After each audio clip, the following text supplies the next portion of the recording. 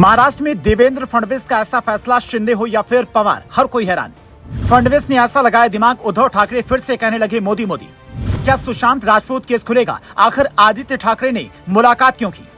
महाराष्ट्र की सियासत में ऐसा तमाशा चल रहा है कि कोई भी समझ नहीं पा रहा है। देवेंद्र फडणवीस को बीजेपी का नया चाणक्य कहा जाता है। उन्हें राजनीति में कूटनीति की समझ है, वो आरएसएस के दुलारे हैं। लेकिन जब सरकार में सब कुछ ठीक चल रहा था तो फिर उद्धव ठाकरे और आदित्य ठाकरे मोदी का गुणगान कैसे करने लगे? दो बार मुलाकात के पीछे की वजह क्या है? क्या शिंदे गुट और बीजेपी के बीच में सब कुछ ठीक नहीं चल रहा है? पहले इस बात को समझते हैं। महाराष्ट्र में कुल 288 विधानसभा सीटें हैं, जिसमें बीजेपी के पास में 132 हैं, शिंदे गुट शिवसेना के पास 57 और अजीत पवार के पास 41 सीट हैं। बीजेपी बहुमत से सिर्फ 13 सीट पीछे है। उद्धव ठाकरे के पास कुल 20 विधायक हैं। तो क्या इस मुलाकात के पीछे यही वजह है?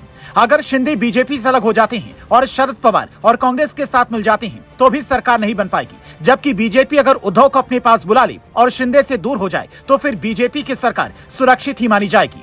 हालांकि ऐसा संभव नहीं लगता। महाराष्ट्र में इस मुलाकात के पीछे कोई और कहानी हो सकती है। वो क्या, ये भी समझते हैं। देवेंद्र फडणवीस से 2 बार मिलने के बाद उद्धव ठाकरे पहुंचे। इसके बाद सीएम से उनके बेटे आदित्य ठाकरे मिलते हैं।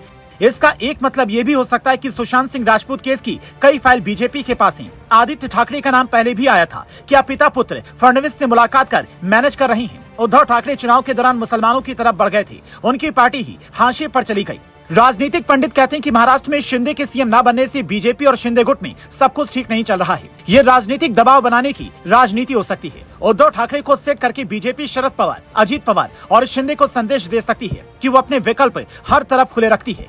उधर एकनाथ शिंदे पीएम मोदी और फडणवीस की बजाय शरद पवार की तारीफ कर रहे हैं। शिंदे कहते हैं, वे मुझे अक्सर फोन करते हैं। 84 वर्षीय व्यक्ति से सीखना होगा कि राजनीतिक दायरे से परे नेताओं के साथ अच्छे संबंध कैसे बनाए रखे जाएं। शिंदे ने सम्मान समारोह में याद दिलाया कि शरद पवार स्पिन गेंदबाज शादू शिंदे के दामाद हैं, जो अपनी गुगली के लिए जाने जाते थे। इसके साथ ही शिंदे ने कहा कि उम्मीद है कि पवार भविष्य में उन्हें गुगली नहीं फेंकेंगे।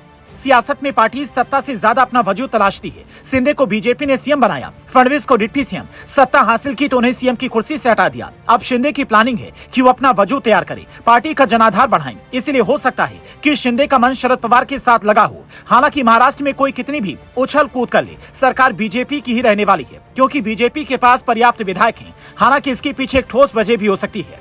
लगातार विरोधी पार्टियां राहुल गांधी का साथ छोड़ रही हैं। जैसे उमर अब्दुल्ला तो खुलकर पीएम मोदी की तारीफ करते हैं। केजरीवाल और कांग्रेस से कोई तालमेल नहीं रहा। अखिलेश यादव भी राहुल से दूर हो चुके हैं। ममता बनर्जी भी राहुल गांधी से अलग हो गई हैं। तो क्या बीजेपी इंडिया गठबंधन को तोड़ फोड़ कर कुछ दिखाना चाहती है? क्या 2029 के चुनाव से पहले इंडिया गठबंधन को नष्ट करने की प्लानिंग है, जिसकी तैयारी में देवेंद्र फडणवीस लगे हैं?